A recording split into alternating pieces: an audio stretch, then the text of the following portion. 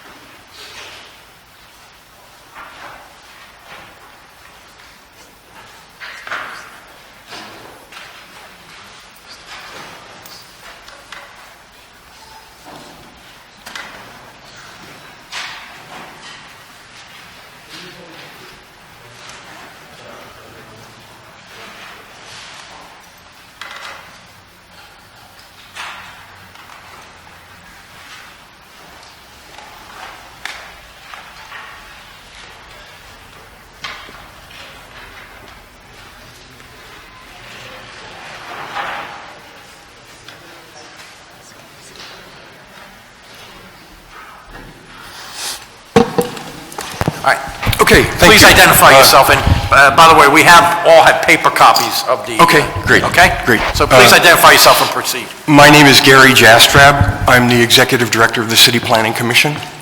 And I want to thank you for inviting us here today to talk about Philadelphia 2035, the city's comprehensive plan. I expect shortly Ann Fadulon to join me.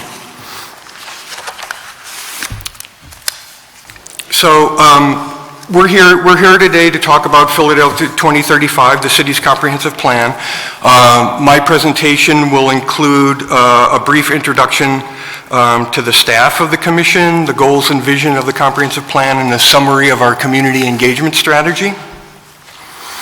I'd like to emphasize that all the aspects of this plan, the research, the text, the graphics, the civic outreach, everything but the printing is done in-house by the staff of the commission. So as you know, there was a ballot referendum 2 years ago to merge several city development-related agencies into one super department, the Department of Planning and Development. That department will consist of 3 divisions: the Division of Planning and Zoning, which is essentially the City Planning Commission, Art Commission, Historical Commission, and Zoning Board of Adjustment; the Division of Housing and Community Development, which is the city's housing agencies; and the Division of Development Services, which is a division that assists developers in navigating the city's development process. As I mentioned, the Division of Planning and Zoning will combine the City Planning Commission, the Art Commission, Historical Commission, and the Zoning Board of Adjustment. And just a few words about the City Planning Commission's Home Rule Charter mandate. Under the 1951 Home Rule Charter, the City Planning Commission was given responsibility for creating and maintaining and amending from time to time the physical development plan of the city, which is known as the comprehensive plan.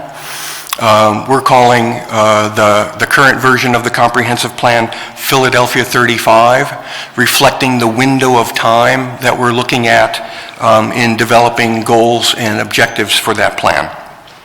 In addition, the City Planning Commission has responsibilities for drafting and commenting on, making recommendations on zoning ordinances and zoning maps. We also have responsibility for coordinating the city's annual capital program and budget. We make recommendations to council regarding zoning ordinances and the recommended capital. We also have responsibility for street and land regulations having to do with streets and subdivision of land.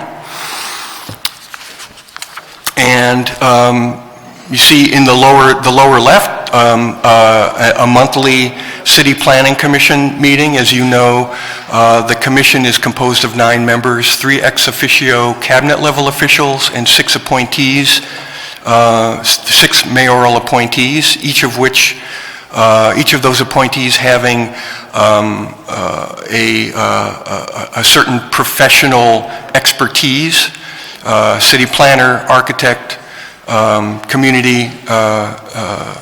community representative involved in planning and zoning actions, and so on. On the upper right is the staff of the City Planning Commission. We have about 46 staffers and a few additional staffers that are funded through grant programs. So going back to 2008, again through a ballot referendum, the city created the Zoning Code Commission. The mission of the Zoning Code Commission was to review the city's existing zoning code, make recommendations for how it could be improved, and or rewrite the code. And that latter course was chosen. So as part of that zoning code rewrite, because zoning is a tool for planning, we also thought it was necessary to take a look at the city's comprehensive plan. So both the new zoning code and the city's comprehensive plan were the first efforts of that kind taken in 50 years, since the 1960s. And because we were revising the code and going to be doing a new citywide comprehensive plan, we thought it was essential that that citizens and community organizations throughout the city have a proactive view of planning and improving their neighborhoods over the next 25 years. So we created what we've called the integrated planning and zoning process, a 3-legged stool composed of the new zoning code, the city comprehensive plan to apply that zoning code to the ground, and the Citizens Planning Institute, which was the City Planning Commission's training and education and civic outreach function. As part of the comprehensive plan, I think the benefits are well understood, but certainly there's a role for economic benefits coming out of a plan that is accepted and viewed as the city's initiatives in terms of economic benefits for the city, growing the city economy, making sure that that the city is performing well and a good competitor among its other peer cities. In terms of health and well-being, we want to promote community public health, creating quality living environments for the residents of the city, and also in terms of environmental sustainability. Those are the 3 major areas in which the plan is is developing recommendations to pursue those ultimate goals. Since the last time the city embarked on a comprehensive plan, again, it was in the 1960s, we decided that a good approach to the comprehensive plan would be to do this in two phases. The first phase being what we call the citywide vision. Citywide vision was a framework document that laid out big ideas for the transformation of the city. And then the second phase of that would be to create 18 separate district plans that would take many of those big ideas and principles and drill down into 18 planning districts throughout the city and develop recommendations for each of those 18 areas. In terms of the citywide vision, there were three major principles that we wanted to focus on. One was to preserve Center City, preserve and develop Center City and University City as the region's primary metropolitan center, a strong, economically active and developing metropolitan center. Also, we wanted to recognize our diverse and unique neighborhoods throughout the city, and begin to think about how we can transform some of our industrial legacy areas into new uses. There's still a role for industry, obviously, but much of the industrial land in the city has become vacant over the past 50 or 60 years, and that land can be transformed into other kinds of uses.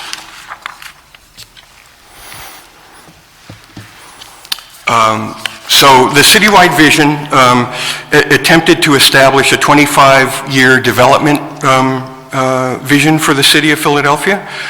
We talked about broad citywide goals and recommendations. Those recommendations would help to guide city budgets, encourage collaboration among city agencies and other stakeholders throughout the city, and result in investments in the city's built environment. We wanted also, as part of both the plan and the zoning code, to make development patterns more predictable for citizens, community groups, developers, and investors. We created forecasts for the next 25 years that,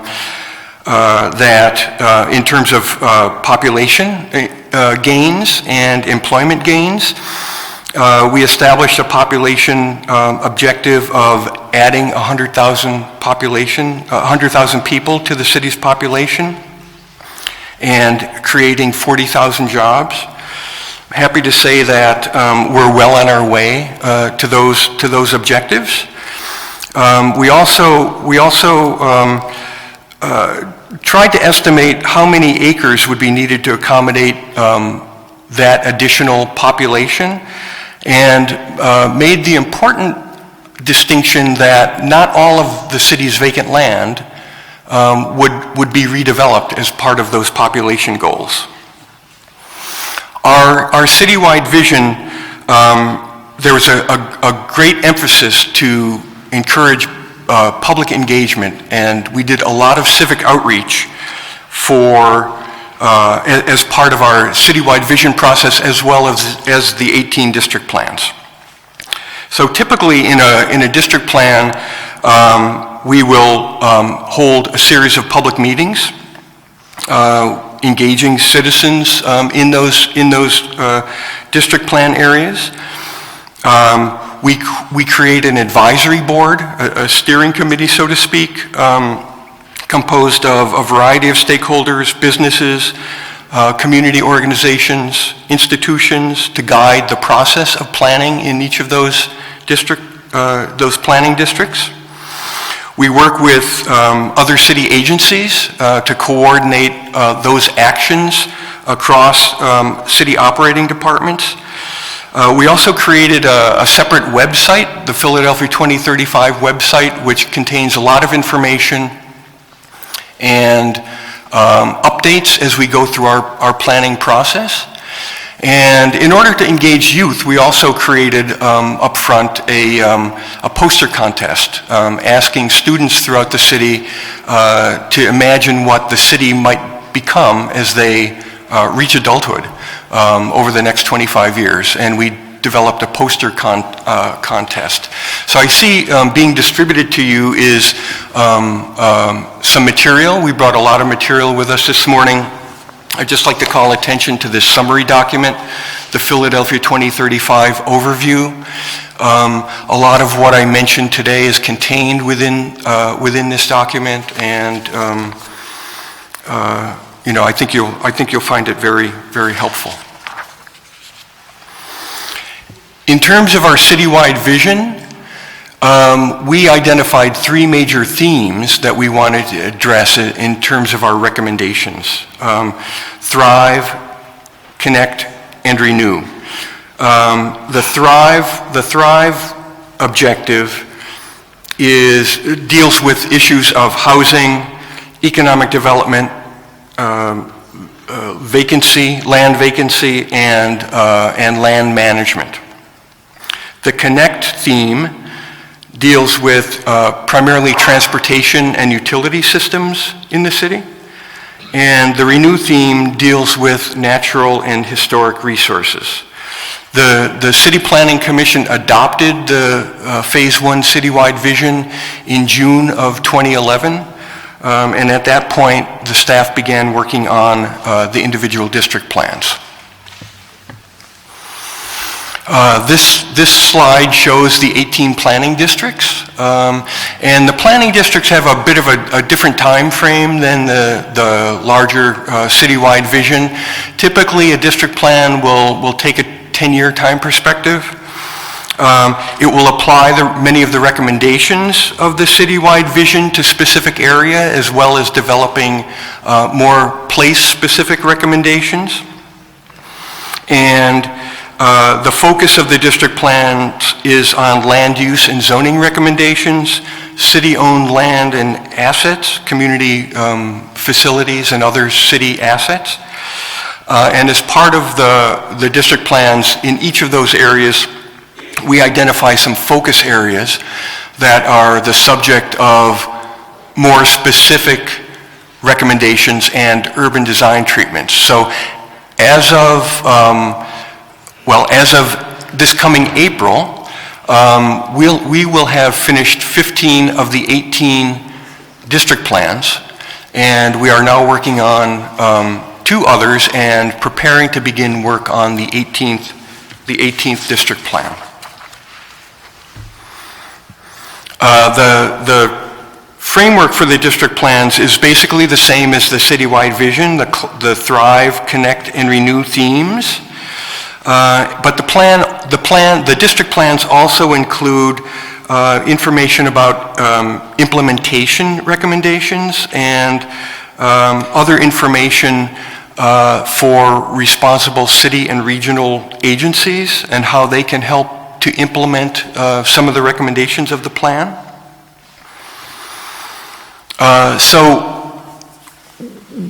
once the citywide objectives become district-specific policy and project recommendations, you'll see on the slide that, if you could go to the next slide, just some typical recommendations that are made as part of the district plans. So in the lower northwest, and in many of the district plans to date, we're attempting to preserve the existing character and density of single-family neighborhoods and correcting our zoning maps to reflect that recommendation. In the upper southwest, one of our recommendations was to search for funding for a feasibility study to extend the city's bike trails along the lower Schuylkill River. And there are a number of other recommendations in each of those Thrive, Connect, and Renew themes that are district-by-district recommendations. In addition, we've identified a series of focus areas within each district. These focus areas are areas where the implementation of some of the recommended actions can, and Ann is with us now, where the recommendations of the focus areas can spread throughout the district. They're areas that are important community nodes, and we think will have a reflect like dropping a pebble in a pond, and having those recommendations move throughout the district. Ms. Jastrow, if I could just ask you, because I know the committee has questions, we just move Sure. through as quickly as possible Sure. so we can get to the questions. I'd appreciate it. Another, if we could go to the next slide, another one of the major recommendations of the district plans are zoning recommendations. We make recommendations for both corrective zoning to our zoning maps in those areas, as well as zoning to advance the plan. Those are more proactive and recommendations to promote growth and development in the districts. We're also seeking, as part of the district plans, to increase the supply of affordable housing, revise zoning regulations where the code itself needs to be amended, continue to implement complete streets infrastructure and other transportation infrastructure, make recommendations for preserving historically important sites, and also other environmental sustainability recommendations. We've also attempted to integrate public health into the planning process for each of our district plans. So throughout the recommendations are infused recommendations to improve community health, to create better quality living environments for all the residents of Philadelphia. A major element of the planning process is community engagement. As I mentioned, we create a steering committee for each of the district plans. We do a series of public meetings. We also have one-on-one meetings with interested parties as part of the process. And our CPI, our Citizens Planning Institute, is one of the three legs of our three-legged stool as part of the planning process overall. We conduct classes for community residents throughout the city. We've now graduated over, I believe, 13 semesters of classes, nearly 400 citizen planners. We've offered 75 classes. We've had 125 neighborhoods represented. So we've had a very good response from neighborhood organizations and citizens throughout the city in learning about planning and the development process. We also get the word out through local civic organizations, through flyers and posters, through print media, and we also use social media and websites to get information out, both about the planning process and our meetings, as well as the actual content of the plans themselves. Each year in January, we usually hold a community event where we talk about the progress that we've achieved over the past year. This is just an example of some photographs from past events that we've held the past 2 years at WHYY, and I think they've been very inclusive and successful events.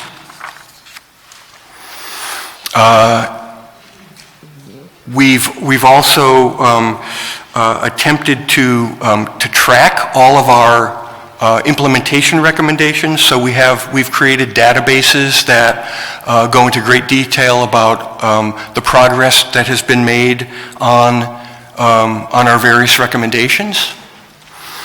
A major implementation action is zoning remapping. And to date, we have proposed almost 9,600 acres to be remapped. On average, about 20% of the land in each district is proposed for zoning remapping. To date, 3,300 acres have been remapped. We have about 1,300 acres in somewhere in the legislative process, and about 5,000 acres still to come, where we're doing staff research and the drafting of legislation. Also, with our colleagues in other city departments, we hold what we call exchange meetings in each of our themes, Thrive, Connect, and Renew, to solicit input from those departments and for them to give us feedback as we go through the planning process. Just a sample of some of the implementation projects that we are working on. We recently received funding for some design studies at the Wissahickon Transfer Station Gateway, the East Park Discovery Center, and the 52nd Street Overpass area. Made recommendations for major improvements in that area. We've also received $21 million of funding for follow-up studies through grants, through the Commonwealth, through the Delaware Valley Regional Planning Commission,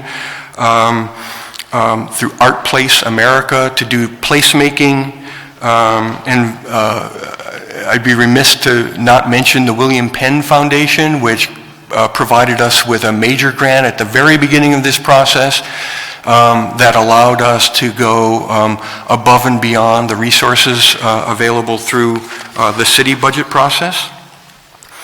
And in terms of progress that has been made since we've begun to undertake this this planning process, our population has increased by 40,000, employment by 30,000. We've seen property values increase throughout the city. In some neighborhoods, the example here is the Northern Liberties neighborhood, through the new zoning code and a lot of the development activity, the number of variance requests has declined by about half in those neighborhoods as a result of the new zoning code. In terms of community health, while we can't take credit for all of this, but we've seen child obesity rates decline by 7.5%. We've seen pedestrian bicycle crashes decline by 13%. We've seen new farmers markets being created in the city by an increase in 25%, by 25% in the number of those new farmers markets. We've had 837 additional acres greened, working with Parks and Recreation and the Water Department. And we've seen overall air quality has improved. And our trail network, off-street trail network, we've completed 23 miles, and we have several more miles kind of in the works for those trails. What we've learned as part of this process is that civic engagement and getting community feedback is a very important part of the planning process. We've also attempted increasingly to marry the planning work that we've done with the city's annual capital program and budget. Coordinating with other stakeholders and other city departments is key, and that implementation of the plan recommendations is very important. So it's not just a planning process, but it's an implementation process. Finally, just a a little self-promotion that as part of this process, we've won 2 national awards from the American Planning Association.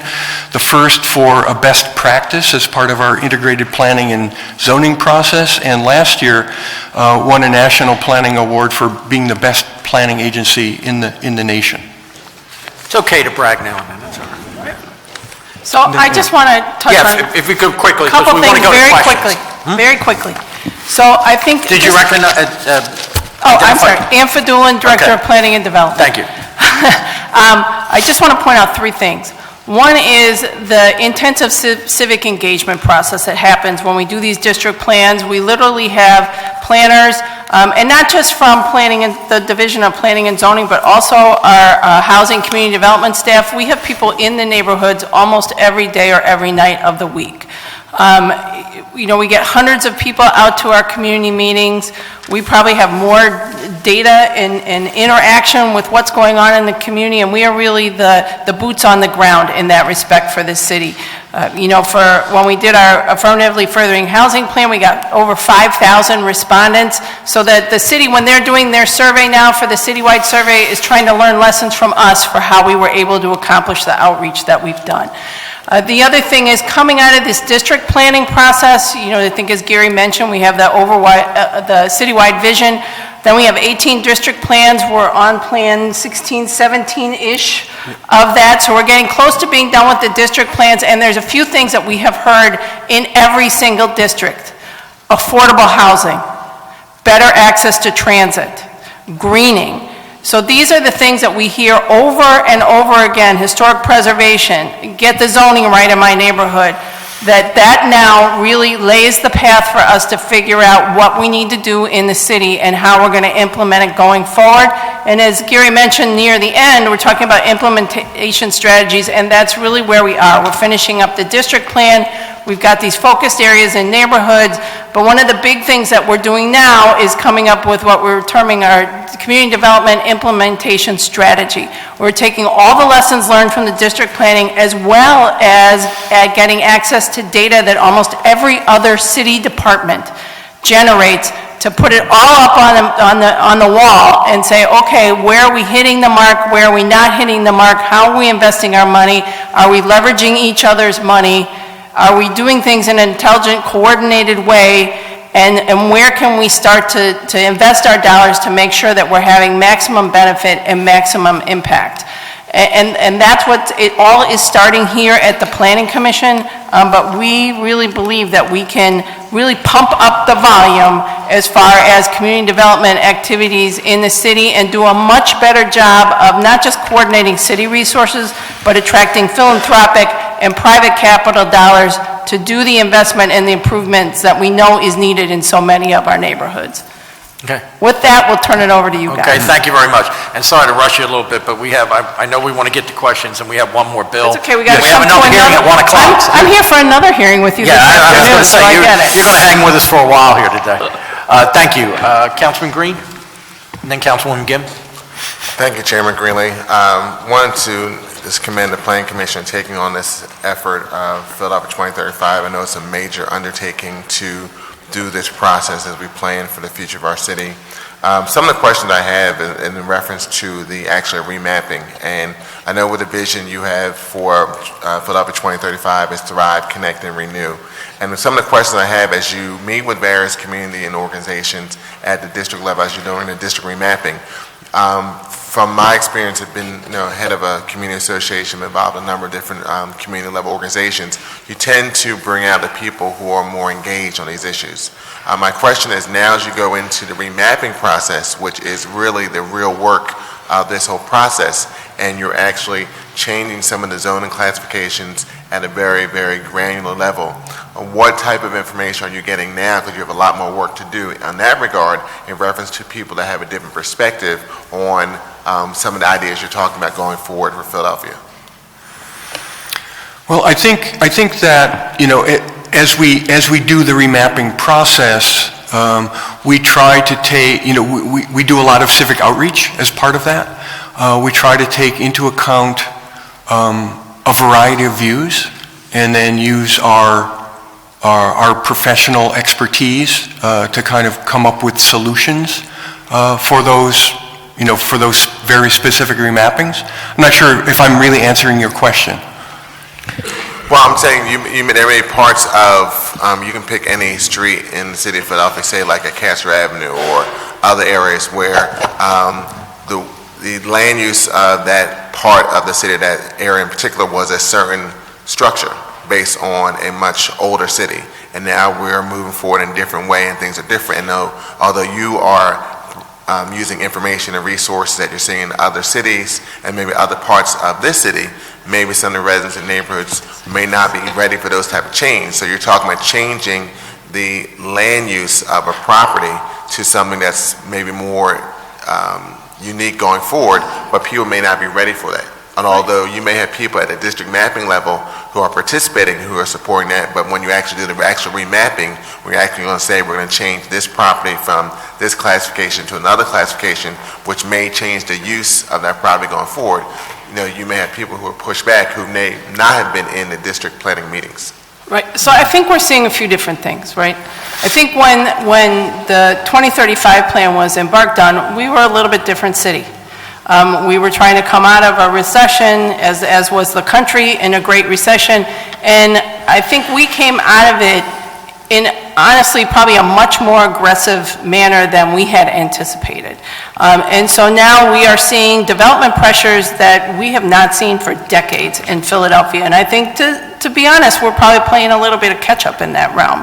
But I think because of that, we're seeing a few different things in the remapping process. One is we're seeing now communities reach out to us saying, we want to work with you to remap our communities, where I think there was some reluctance around the remapping and kind of that traditional Philadelphia mentality of let's take it slow. Now they're kind of seeing if they're not out in front driving that process, then they're kind of subject to things that happen in their communities that sort of took them by surprise because they're not used to those pressures. So I think there's that. I think it makes us take a look at what our community engagement practices and figuring out, do we need to do things a little more differently? Do we engage in a different way given that the development pressures are different now? And then I also think it really means that you need somebody like the Planning Commission that's involved in this who is looking at things on a citywide basis. Community organizations have a tendency to focus on the area right around them, which we totally understand. That's their role, that's what they should do. But for example, they may have traditionally industrial space in their communities that is now there's pressure around housing or residential uses or other uses. But it's really the Planning Commission and with Commerce Department that has to say, wait a minute, we need to have some industrial zoning in our city because we need to have the ability to have places where jobs and businesses and those kinds of facilities can locate, and then balance that with where are appropriate residential places. And so really it's the Planning Commission that keeps sort of the perspective going when the communities are narrowing down to what exactly is going on in their neighborhood. And then I think, we've also learned over time how to work with developers who, if they will, and we want development, we want that economic growth, but they kind of like to cherry pick, right? They like, well, I want to do residential, so I want to match the residential classification, and I'm designing that, but my site's in industrial, and that allows me to be 55 feet tall, in height, and they kind of want to say, well, I want this from the industrial, I want this from the residential, and I'm going to combine it. And so I think we're learning how to deal with those issues better, and then we're in the process of trying to get out in front of more of these things. But yes, I think what's going on in our city is making us take a different look at the lessons we've learned, and we probably are hearing some different things than we've heard initially in the district planning process. Yeah, by and large, a major part of the remapping is, from our staff perspective, is to protect and reinforce the character of neighborhoods. So I think for the most part, we're not changing a lot of land uses. In some cases, like Ann mentioned, in industrial areas where there may not be industry any longer, we're looking to transform that zoning category into some other community affirming use. I think there will always be cases where a developer comes in and wants a change of use, or we, through our professional expertise, would recommend a change of use. But for the most part, we're seeking to really protect the character of the city's neighborhoods as part of the overall remapping process. Yeah, definitely. I'm listening to your testimony. I know in the beginning of this process, it seemed to be a more aggressive perspective in reference to how we're remapping the city of Philadelphia in a way that I don't know if all neighborhoods were as engaged and had some concerns because of some of the significant changes that were happening citywide. And so I'm glad to hear that you're listening to some of the lessons learned from neighbors and residents who are reaching out and saying concerned about what they're seeing in their local communities, and also the fact that they're reaching out for assistance. Another question I had, when you talk about Philadelphia 2035, it's very hard to forecast something even 5 years in advance. I mean, we do a 5-year plan, which really, except for the first 3 years, after you get to year 4 and 5, it's very speculative. It's more like an educated guess. How can we realistically plan for 2035 when there's such rapid change in our society, in our world, just from a technology perspective? You look at Pittsburgh, we're looking at driverless cars, and you look at San Francisco and the same thing. It wasn't that long ago when just HOV lanes were not heard of. So you have all the different changes, dynamics, and an increase in technology.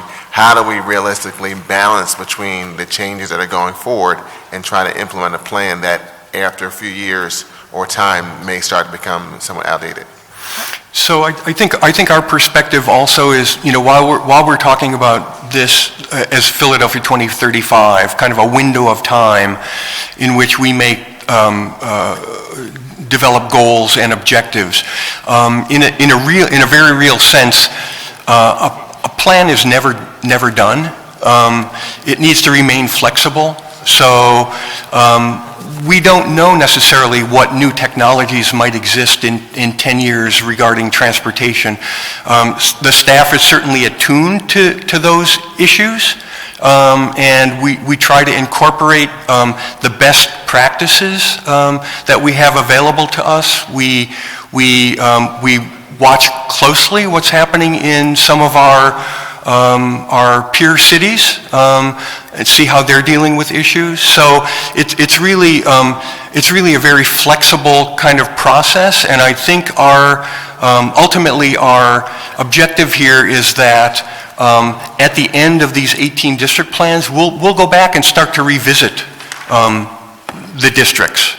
And as new information becomes available, both demographic information, employment, and other economic information, we'll do our best to incorporate those ideas into the plans. Right, but I also think the 2035 plan, really what its objective is to be a citywide vision, right? To not necessarily get into the weeds of things, because it is hard to figure out the specifics of how you're going to accomplish something looking that far forward. But looking that far forward, we feel that the objective of our role here is to make sure in 2035 that Philadelphia is one of the best cities in the world. So what does that mean? Are we doing things to drive our employment rate up, to drive our poverty rate down, to make sure we have affordable quality housing for everybody, to make sure we've got a solid quality education system?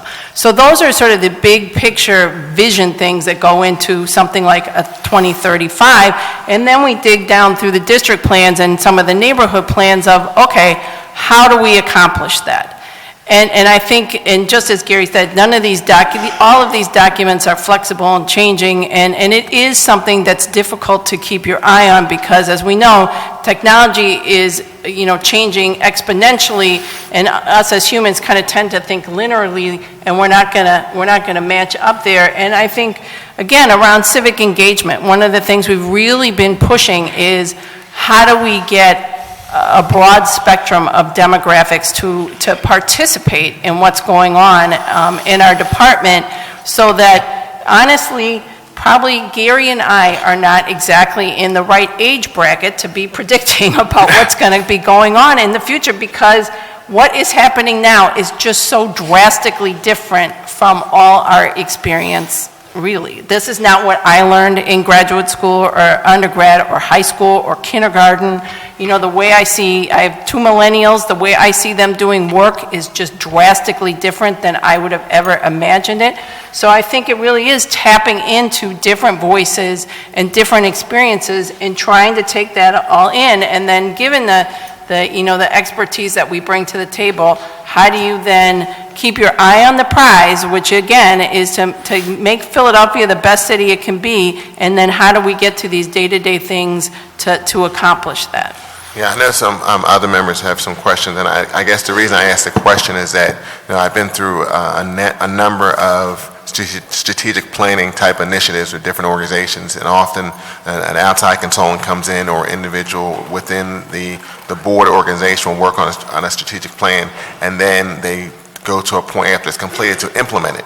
And then if you have a change in administration, change in executive director, then that plan somehow gets put up on a shelf. And then we spend a lot of time and resources, both financially and human resources, to come up with this plan, which then starts collecting dust. And then years later, someone says we need to do a strategic plan or initiative, and sometimes people forget that the plan that was worked on had some of the same ideas. And so my concern is just making sure that we're maximizing our resources at all times, and that this is a working document and it's not just a one-time type of situation, because I can just reflect on experiences I've seen here in the city of Philadelphia where we move in one direction with resource and we have to make changes. For example, leading up to the RNC, there was a need for apartments. A need for hotels. So there's a big run-up for we need to get more and more hotels, and we kind of overbuilt in hotels, and some of those hotels became apartment buildings. Now, if you look at we have a large influx of new apartment buildings being developed, but there's arguments whether we're capping out on this influx of new people coming to the city of Philadelphia, and I'm concerned we may get to a overglut of apartments. And then even a more small level, trees. I mean, there were years ago, there was a need for more street trees in the city of Philadelphia, so it was a big push to plant street trees in neighborhoods all around the city of Philadelphia. And then years later, we'll say decades later, those same trees became more and more problematic because of the type of tree that were planted caused issues with sidewalks, and then streets department, other departments were removing a lot of street trees. So I just want to make sure that we're constantly looking at ideas and trying to make sure we maximize our resources. And I'll just close. What's the timeline for doing the remapping? So just a couple of things. One is, that's why I think it's important that we have a 2035 plan, that there is this overriding vision that supersedes sort of separate administrations. And also, one of the things that we talk about, I think probably on a daily basis, is that we don't want to plan for planning's sake. We want to be all about implementation. Most plans that you see, the plan is like this, and the implementation section is two pages stuck at the back, and that's why we're trying to flip that switch and have what we call an implementation strategy. That's more where the implementation section is this big, and there's maybe a few pages of narrative explaining our thought process and our criteria, but we really want to have implementational pieces, and that is really what is driving us now, is implementation. We've got a lot of plans.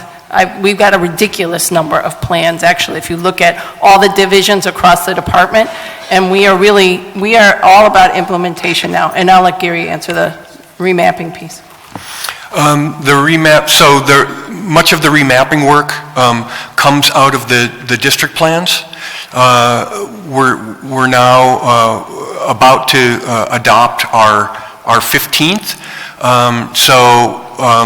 That work will continue.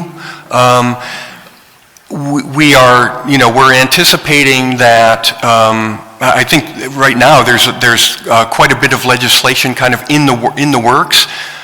Maybe not that City Council has seen yet, where we're doing a lot of the research and the technical work and beginning to draft some of those initial bills. We anticipate that the 18th district plan will be adopted by, we're in 2017 now, by June of 2018. We'll have completed all of the district plans, and it typically takes anywhere from 6 to 9 months after a district plan to really begin to get a flow of of those remapping ordinances in.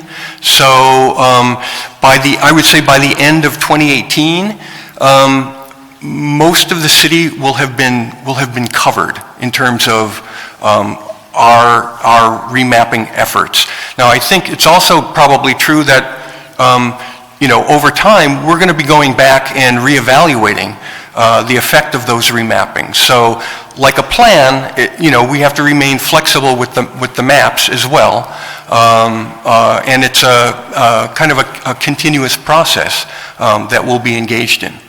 No, and I understand that most of the remapping has been done. I'm talking in reference to legislation coming to members of council, especially district council members. When you have most of those maps have already been done, when do you anticipate a lot of that remapping legislation coming over to council for introduction going forward? Well, I mean, a lot of it to date, a lot of that legislation has come over and has been enacted. It's kind of a continuous process that we have at the staff level working on the maps. So it's a little bit difficult to say when it will be finished. We know that the district plans will soon be complete, all 18, and that we will continue to work on the remapping aspects of those districts on a continuing basis. Okay, thank you, Councilman. Before I recognize Councilwoman Gim, first, I should put on the record Councilwoman Bass, member of committee, is present. I just want to check, is there anyone else here that wants to speak on this resolution? Okay, good. Councilwoman Gim? Yes, thank you, Mr. Chair. I want to join my colleague in commending the Planning Commission for its great work on 2035 and how important it is to our city, so thank you. One of the questions I had was, I noticed that in the exchange meetings that you're having with different partners, one partner I didn't quite see was the School District of Philadelphia, so it has a multi-billion-dollar building plan. It's in need of serious, planning issues around how it looks at potential new buildings, whether it closes other buildings. We obviously went through a mass school closings scheme in 2013 that had a major impact on population and redistribution of student population in the school district. But do you share this information with the school district, or how do you work with them on this work? We do. The school district is involved in a few different ways.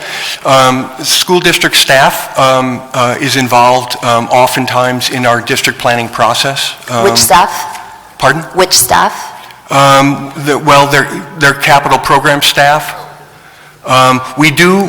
One of our charter mandated responsibilities is to review the school district's capital program each year. Now, the City Planning Commission doesn't have approval responsibility over that, but we comment on the school district's capital program each year, usually at our May meeting. Okay. So we're engaged in regular dialogue with the school districts. I know that we've been working with the school district on some of the community school issues throughout the city. I don't know if you want to add anything to that. Right, so we were engaged on the community, really with the Office of Community Schools, whatever it's called in the city, excuse me. But, I think it is the Office of Community. Yeah, the Office of Community Schools, thank you. But they, the first 9 schools were selected. Now we're working with them about what criteria should look like potentially around the next schools. We're also working, and part of that is engaging with the school district to find out what they're already doing in the schools. And then, as some of these empty schools come back up for redevelopment, we've been having discussions about what would be the best uses and are they appropriately zoned for that. But I think we're starting to be a little more proactive with the school district about things like trying to predict where the city's going and these growth patterns to say, okay, we understand, and I'm just making this up off the top of my head, that right now the school enrollment at that school is 250 kids. but based on who's been in talking to us, there is the potential for, another 500 units to come online in that neighborhood in the next 3 to 5 years, which could then result in another 150 kids coming to that school. So can we start thinking about this a little more in advance and a little bit more forward thinking? And so there are discussions going on. Is there room for improvement and room to get them more engaged and vice versa? Probably.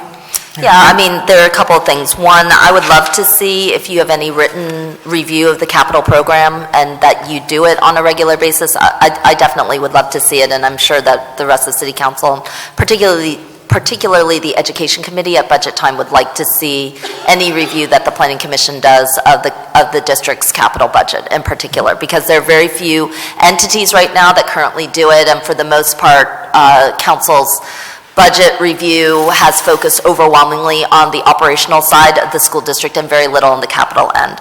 On the other front, particularly with population, it is really important that somebody does come in with larger and more longitudinal population projections, in part because the district makes very short-term decision-making on population on a year-to-year basis, and I do not know that they've ever done it on a more projected basis. So if there's indications, and really they lose tremendous amounts of resources on year-to-year population fluctuations. So if you have any data or assumptions that there could be, like a general population increase, I think that that's extremely important information to share, because teachers on the ground will say the district projects us at a significantly lower population rate. In September, we come in way over projection. This has been a consistent problem with the school district of Philadelphia in particular, that they tend to under-project.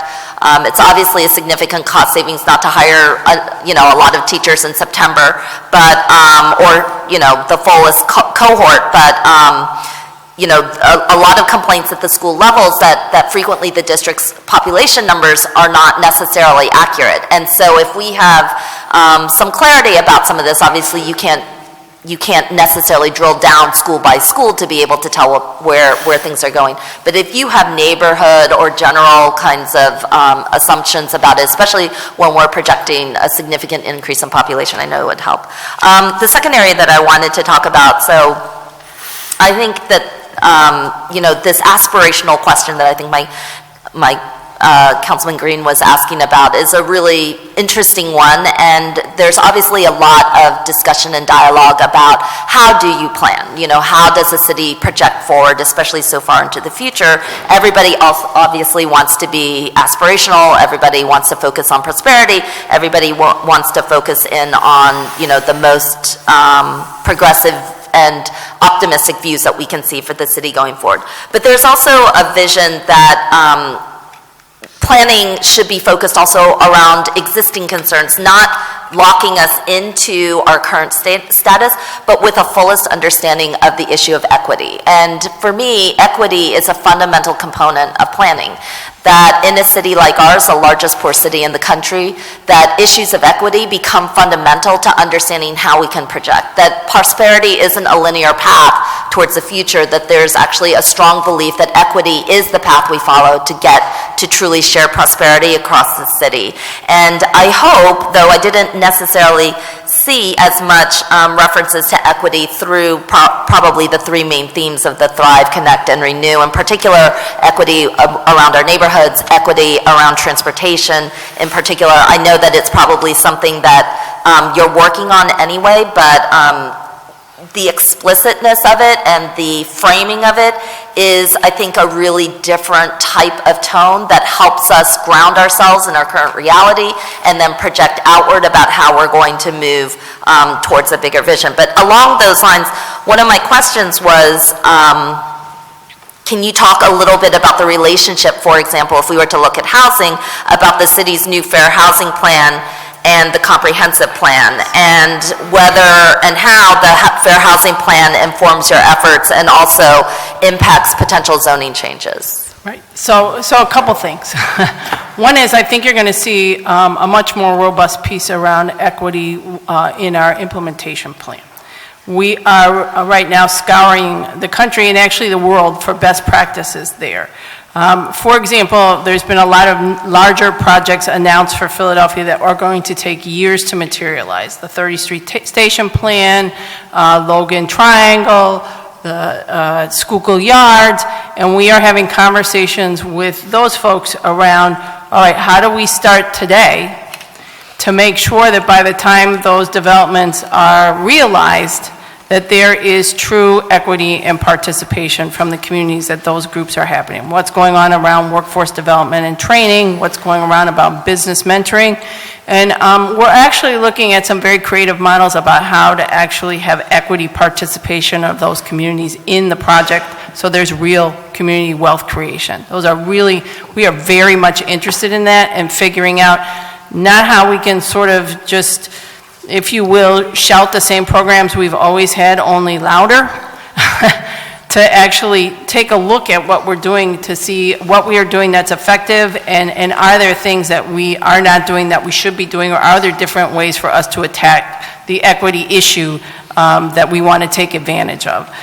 In relation to the affirmatively furthering fair housing plan, as you'll probably hear a little bit in the hearing this afternoon, we're not sure what direction HUD is going to go, but we have made the commitment locally that we are going to do everything we can to try to implement that plan.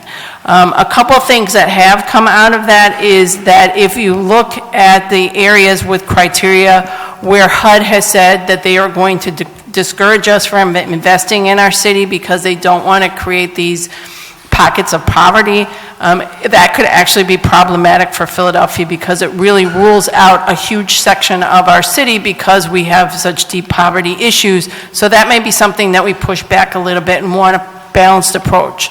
Not only do we want to have more mixed-in communities, but we can't let our lowest income communities just fall off the rails because of, frankly, somebody sitting in an office thinking this policy is a good idea. So I think there's a few things we're looking at there is we are working more closely than we ever have with the Philadelphia Housing Authority.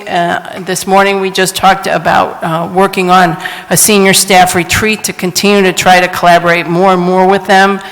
They bring a substantial amount of resources from the federal government. There's no reason why the city's resources and their resources should not work in more cooperation with each other.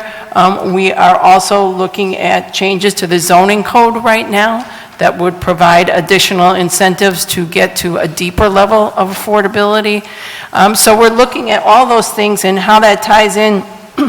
I mean, I think that's one of the reasons why we wanted to point out that what we have heard in every single district that we've gone to for the district plan is one of their main issues is affordable housing. At the same time, we're dealing with, we have had a drop of, since 2001 to 2016, the last 15 years, in 2001, the amount of money we got from the federal government for housing through the block grant program, home, those things, not the housing authority, was $89 million. We now get $39 million. If I adjusted that $89 million for inflation, in 2016, we should have gotten $122 million, which means we are getting a third, really, in effective dollars of what we used to get. And as we know, these programs have not gotten better. They've not gone away. Over 70% of our housing stock was built over 55 years ago.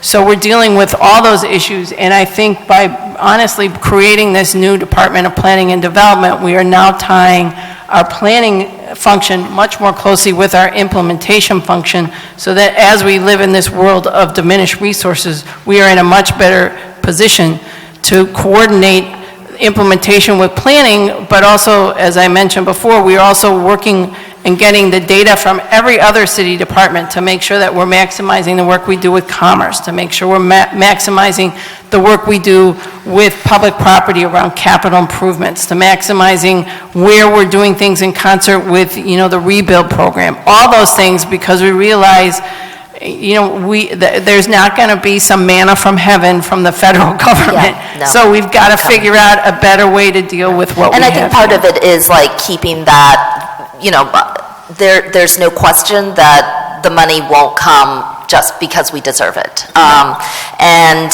there's got to be, it's particularly why I'm interested in what additional paths we're kind of opening up and creating. My one, though, I want to be cautious about doing this given my limited, planning background, but I think it's difficult to see equity in the implementation, to be perfectly honest. I think equity is a framing issue. I think PolicyLink and others have put out some pretty profound ways of how we even approach the ideas of transportation around equity, because equity in implementation is in your moment, and equity in planning and visioning is a much different look at how we do this, because in particular with SEPTA, you can see the ways they use data in which essentially, you're consolidating you're consolidating usage, and then you're just ensuring that lines that are in high use to relatively privileged neighborhoods keep running and going in the ways that they do, and that they kind of reinforce that because they want to reinforce usage. On the other hand, an equity perspective would ask you to look at neighborhoods that are severely underutilized, that may have high percentages of individuals that don't own cars, are repopulating with new immigrants, that are, high populations of young people, and particularly around income, will force the conversation to move away from implementation, usage, and those kinds of consolidated routes, as opposed to a much more kind of drilled in thing. Two quick questions. Do we track the impact of the rezoned areas? Are we looking at housing costs and density in the areas that we remap and rezone? So and is there a way to collect that data? I have to tell you, those are exactly, every single data set that you mentioned is exactly what we're in the process of throwing together now to see, are we doing the job that we think we're doing, or are we not? And I think around the issue of equity, one of the other things we're looking at is Seattle has done a thing where everything that city does, they have sort of an equity checklist that they have to fill out, and we're looking at that as well. So we are looking at all these. San Francisco has a good one on municipal transit too. I agree with you that they're not as present in our work now, but we are, every single thing on your list, seriously, we are taking a close look at, and then just in terms of your example around transportation. So one of the things we've talked about is it's great to promote transit-oriented development, but if the people that live right next to the transit can't actually afford to use the transit, so what? So those are even some of the things we're looking at.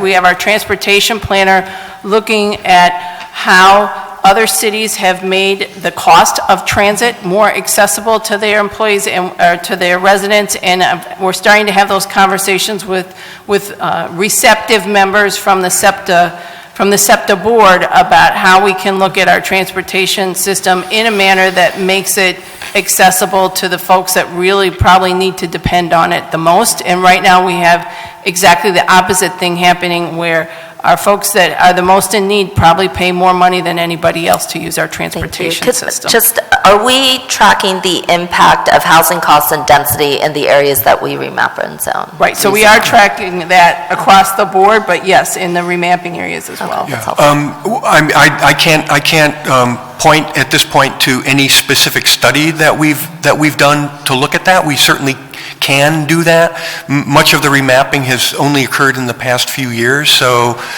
there's not a whole lot of data available at this point, but it's certainly something that we are interested in looking at more closely. It feels like it's important. I think that my colleague was asking a little bit about the remapping and the rezoning. There's a difference between what we may project and see and then what the actual impact is. So as we continue to rezone and remap the area, tracking the housing costs of the remapping and zoning helps us understand the impact of the rezoning and whether we're in the right direction, and then it should just be kind of a continual feed. Right. As part of our overall planning process, we're monitoring a whole variety of metrics. Yeah. And then one other question is, there's an increasingly anti-immigrant climate, obviously, in this country. And for me, it's also equally important to continue to gather and promote data about how the growth, particularly around immigrant populations, has impacted or benefited specific neighborhoods and economic corridors. And I'm curious about the ways in which you do that. So we do that in conjunction with the Commerce Department. There's a lot of things that we fund through some of our federal housing dollars actually go to the Commerce Department to fund business development on corridors, and we're trying to move away from this idea to some extent of just housing development and really say it is community development, which means it's not, you know, we need to provide people with quality, safe places to live, but we also need to provide people with a job and a place to go to school and all these other things. And I think we are really figuring out how to focus more on that immigrant community. You know, I think the statistic is widely known that the largest ability for us to create jobs is through these small immigrant startup businesses. They're really our job producers. And we need to figure out how to enhance them.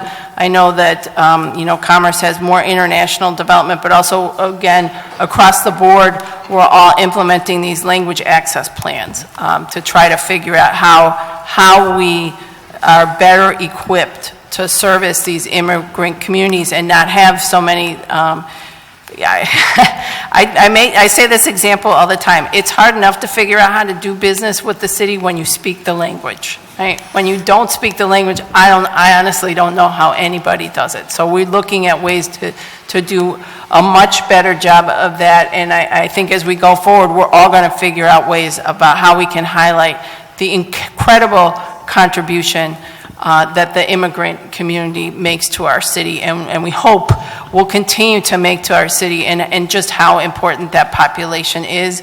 Honestly, we would not be seeing the Philadelphia that we're seeing today if we were not welcoming to immigrants. Yeah, just as a case in point also, you know, as part of our civic outreach in the planning process for each of the district plans, we're trying to be as inclusive as possible. We just had our first public meeting for the North District Plan last Thursday, and the North District has a fairly high proportion of Spanish speakers. Working with some of our partner organizations, we had as part of the public meeting, we had breakout sessions to do, you know, mapping related work. We had specific Spanish speaking tables with interpretation at those tables to make sure that anybody who wanted to participate in the process was able to do that regardless of language. Right. And I just want to make a quick comment about the remapping and the housing values thing. So one of the things we're really looking closely at is what happened in New York City, right? Mayor de Blasio announced this very ambitious plan to increase affordable housing, and then they started to do the upzoning needed in advance, and what they really did was then drive the gentrification. And so we really are trying to look at those types of lessons learned so that we are not repeating those same mistakes. But taking a closer look at the data is a very good idea. Okay, thank you. Thank you very much. Thank you, Councilwoman. Councilwoman Bass. Good morning. Good morning, good afternoon, good evening. I have a couple of questions that'll be pretty brief. And I just want to follow up on Councilwoman Gimm's questioning regarding primarily population shifts. And as a district member of City Council, obviously we have a very unique perspective on this matter. And it's great that the city is growing, and it's great that, we have gained population in the areas which we have gained it in, which is primarily on the east side of Broad Street, areas in South Philadelphia, I think maybe Southwest Philadelphia. But for those in other sections, the trend is a little bit disconcerting, and gives myself as a member of council some pause when thinking about, is this trend going to be something that continues? Because as a member who has lost population, when redistricting is done, we are actually moving closer and closer, or shifting further and further east. So I know that myself, Councilman Curtis Jones, I think Councilwoman Janie Blackwell, we all shifted significantly east in the last redistricting. And so as we think about population and where people are moving to and how this is, affecting the city as a whole, is there any thought by the Planning Commission about how to, I guess for lack of a better word, maybe repopulate in districts that have lost significant amounts of the population? Right, so I think, there's been a lot put out around gentrification, and we feel that one of the big things that a lot of those reports have missed is the change in the ethnic composition of a lot of our neighborhoods. And that really signals that there's something going on here, that we may not be seeing it in income increases or things like that in census tracts, but we are seeing in some census tracts really drastic changes in that in that demographic information, and that's something that we really have to pay attention to. In answer of what are we looking at, I think actually part of this implementation plan again is we are trying to figure out exactly that, right? We're not going to not pay attention to the growth that's happening in Center City or University City or along the waterfront. We're going to continue to pay attention to that, but we really have to do a much better job of making sure that we're turning the lights on in all of our communities. And so we are looking at where those opportunities are. We believe there's one very close to your district, in particular around the North Philadelphia train station.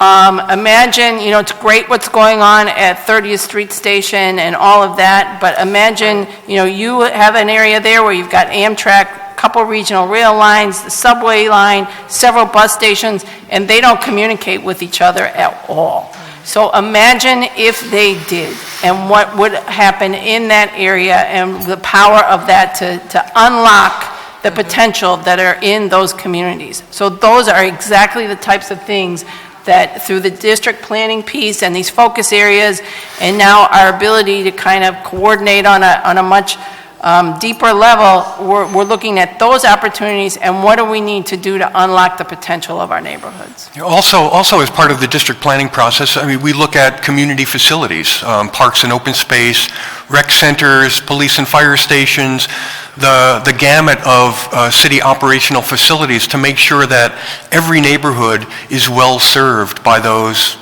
services. And we make recommendations where we think something may be lacking, perhaps a neighborhood that doesn't have a park or open space within 5 minutes. Looking at recommendations to allow the creation of some new open space, within a 5-minute walk for people of those neighborhoods, as well as, a whole variety of other recommendations having to do with the revitalization, the stabilization and revitalization of neighborhood commercial corridors, making sure that, the services provided on those corridors, serve people in the neighborhoods. So, it's basically a strategy of no neighborhood left behind from our point of view.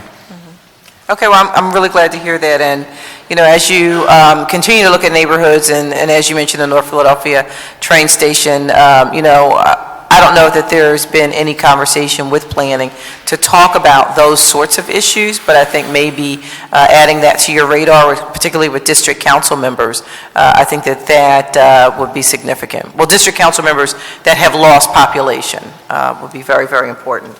One other thing I wanted to ask you about was something specific that happened with a zoning code issue in our district, which was when the code was rewritten and the RCO process was put into place. There were a couple of loopholes that existed that allowed things to be built that the community said no to. And that was problematic. The community said no, the ZBA said no, the developer appeal, won an appeal. There was no information that was provided back to our office or to the community that said that they had won an appeal and we had 30 days to respond. And so next thing we know, we see bulldozers out of the site that we thought, we had stopped. So how do we stop those sorts of things? I think that, we've worked out a remedy, but I just want to know, are there any other zoning loopholes that developers can go through when the community specifically says that they do not want something in their community? And they have every right to say and to, fight off. I don't know the specific instance that you're referring to, but if it was an appeal of a zoning board case, where the zoning board denied a variance. Correct. It's a legal proceeding, and I think probably better communication between law department and city planning is necessary, but at the point that a case would go to the ZBA, it kind of becomes out of our hands because that's a quasi-judicial process. I guess what I'm saying is that as you think about the code, Right. even though it's a horse is already out of the barn, but is there a way to get in front of it before we get to that point? So I think there's a couple things. One is there's certain things that you have to, uses that are, I don't want to use the term noxious, but in some way, shape, or form may not be what everybody would like to see in their neighborhood, but by law, we are required to have them somewhere in our city. We can't just zone them completely out and say, you can't have those uses. Then there are some things that have some federal protections. There are some federal protections This given wasn't to anything like that, churches and Indian reservations and things like that. So there's some things that the answer to your question is there's probably not things we can do in the code to prevent those certain protected things. It was like a Family Dollar type thing. Right, I know, I'm just saying. Yeah, it wasn't anything like that. Yeah, but however, what it sounds like in this case was, it went to ZBA, it was denied. Right. And then they took it to, what the next level is Court of Common Pleas. Yes. And there it may have been granted. Yes. And if you had been given enough notice, there could have then been could have an properly responded. Correct. appeal of that case. Yes. Right? And I think that's one of the things that, because right now it's a little bit out of our purview, but as of July 1, ZBA comes on over too, right? Okay. So those are the things that we're looking at, and I hate to say this, but sometimes it comes down to a staffing issue, and that there's there's just so many of these cases and so many things that paperwork sometimes isn't as up-to-date as it should be, and notice isn't as up-to-date as it should be, and I think those are some of the things that we're looking at to make sure that we're doing a better job with our various notice requirements, and also, trying to, through things like Citizens Planning Institute, and we could certainly open that up to council staff as well, to get a better understanding of these processes, because they're not simple processes, and they're Absolutely. complicated, and they tend to get in the weeds, and we kind of take for granted, because we do it every day, that, everybody must know how these things work, and sometimes we forget that everybody doesn't. And so, there's always room for improved communication. Sure. And we are very much open to that. And I understand that, that these things are very, very complicated. They can go on and on and on. But I think when we're trying to give citizens some confidence in the process, and something like this happens, it really does, it's a setback. Not just for us, for the entire city of Philadelphia. Folks don't feel like the process works, and we work so hard to convince them that the process does work. So I would just suggest that wherever we have an opportunity, I appreciate your openness to, considering trying to figure out how to close any loopholes that exist, because when they're out there, it's a real problem. Yeah, and if those issues come, and it's helpful for us to come out and have a conversation with the community about what happened, or how the process works, or how it should be worked, please reach out. Absolutely.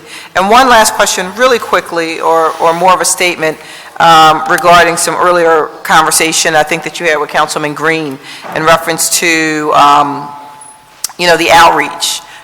When you do zoning and planning changes. And one of the things that I thought about, and I say this a lot wherever I go, but when we talk about, the outreach, and particularly younger folks and millennials, one of the things that I often feel is that when we talk about millennials, we're only talking about a specific segment. So we're not talking about some of the millennials that are in the neighborhood. We're talking more about, I would say probably downtown, a little bit more affluent college graduates. We're not talking about the folks in the neighborhoods who fit the criteria for, the age range of a millennial, but we don't reach out to them. And so I would just really encourage that whatever your planning and outreach efforts are, that we really make sure that there's a grassroots effort to do that, because, are people walking in and out of, neighborhoods that might not be as desirable? Maybe they don't want to go into these particular neighborhoods, but there are people there who have something to say, who have something to add, and we need to make sure they're included with whatever planning we do as a city. Right. And I should have been more clear, because those are, frankly, exactly the millennials we're trying to attract. I mean, one of the things that came out of our affirmatively furthering fair housing plan is we held focus groups in North Philadelphia, West Philly, we were up in Northwest, in Nicetown, in South Philadelphia, and the demographic for the outreach, and I mean, we wanted them to be smaller groups because we wanted people to feel like they could talk in the group, but it was predominantly older folks in the community, and we did not get to that younger demographic that you're talking about in the community. And I think you're exactly right. We need to tap into that. And I think one of the better experiences, or one of the most enlightening experience, I will say, is that we had a group of high school kids reach out to us in Point Breeze, and a group of us took a tour and let them explain their neighborhood to us. And it was really eye-opening for us to view their community through their eyes. And and we would love to do more of that type of thing and figure out how to really reach that population in a much better way. Okay, great. Thank you. Thank you, Councilwoman. So I just want to thank Councilman Green for bringing this issue to the forefront. Thank you both for being here. There's no one else that's commenting on this. Resolution 160796 will be held to the call of the chair, and we'll see you in about 90 minutes. We really want to thank you for the opportunity to come and talk. This is sure. very helpful for us. I hope it's been informative to you guys, and we really look forward to continuing what we believe is a wonderful collaboration with City Council. Thank you. Thank you very much. Ms. Mayor, will you please read the title of Bill 160844? An ordinance repealing an ordinance approved the 11th day of January, AD 1950, declaring the intention of the City of Philadelphia to organize and authorizing the organization of a parking authority under the Act of June 5th, 1947, PL 458, as amended by Act Number 276, approved May 9th, 1949. Repealing Ordinance 1633, approved the 8th day of April, AD 1983, by which the City of Philadelphia delegated to the Philadelphia Parking Authority certain powers relating to the administration, supervision, and enforcement of on-street parking regulations and collections on behalf of the City of Philadelphia of fines and penalties imposed in connection with the violation of parking regulations pursuant to authority granted it by Section 345 of the Parking Authority Law, and amending Title I of the Philadelphia Code entitled General Provisions, Title IX of the Philadelphia Code entitled Regulation of Businesses, Trades, and Professions, Title 10 of the Philadelphia Code entitled Regulation of Individual Conduct and Activity, and Title 12 of the Philadelphia Code entitled Traffic Code, to implement the repealer in all places where the Philadelphia Parking Authority appears, all under certain terms and conditions. Thank you. Before I recognize Councilman O, I just wanted to put on the record that we have first an opinion from the Law Department, which obviously I'm not going to read the whole thing, but I think to summarize, raises legal concerns about, I think it's fair to say, the majority of the bill. Also, we have a letter from the Philadelphia Parking Authority, Joseph Ashdale, Chairman, where basically he references that opinion and saying, for that reason, the authority will not offer testimony before the committee today. He further states, we will continue to cooperate with your office and anyone in city government to help make our city a better place, and raise our families, and he looks forward to working together in the future. There's also a short written testimony from the Managing Director's Office of Transportation and Infrastructure, again, referencing that legal memo that referred to, saying that for that reason, they are unable to offer support for the bill. Also, I want to recognize that there is a representative from the Auditor General's office here, just sort of monitoring what how the bill proceeds today. Before, again, I recognize Councilman O. Who wanted to actually testify on this? We got two, okay? All right, fine. Councilman, you want to? Councilman O? Thank you very much, Mr. Chairman. I introduced a bill which has to do with returning local control to the City of Philadelphia regarding a very critical municipal function, that is administering and enforcing on-street parking and related functions. And that includes the revenues that are generated by these functions for the City of Philadelphia and for the School District of Philadelphia. This would not only benefit the city and reduce tax burdens on citizens, but it is also a protected provision under the Constitution of Pennsylvania that the General Assembly not interfere with the functions of the city. There is a legal memorandum that has been distributed. Many people have received it. That is in dispute by myself, which I'll be presenting on at a later point in time, I guess shortly after we hear from our two witnesses. I would like to state that contrary to the legal memorandum, I'm not trying to dismantle the parking authority. The parking authority is a state authority. I couldn't do that if I tried. The parking authority is properly, its members are appointed by the governor. The issue is that it is interfering unconstitutionally with the city, and that is protected. There are two ways to deal with this if this bill passes. The first is that, of course, the Streets Department or other departments would retain the ability to manage on-street parking for the benefit of the city. The other is simply that we will be able to negotiate an agreement with the parking authority that is more transparent and beneficial to the citizens of Philadelphia.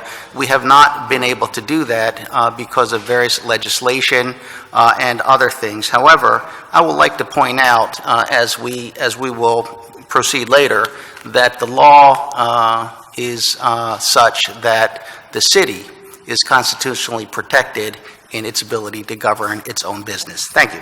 Okay, thank you, Councilman. Why don't the two gentlemen come up together? And Mr. Huntington, we have your written testimony, so if you just wanted to summarize that. So why don't you go first? Identify yourself for the record and proceed.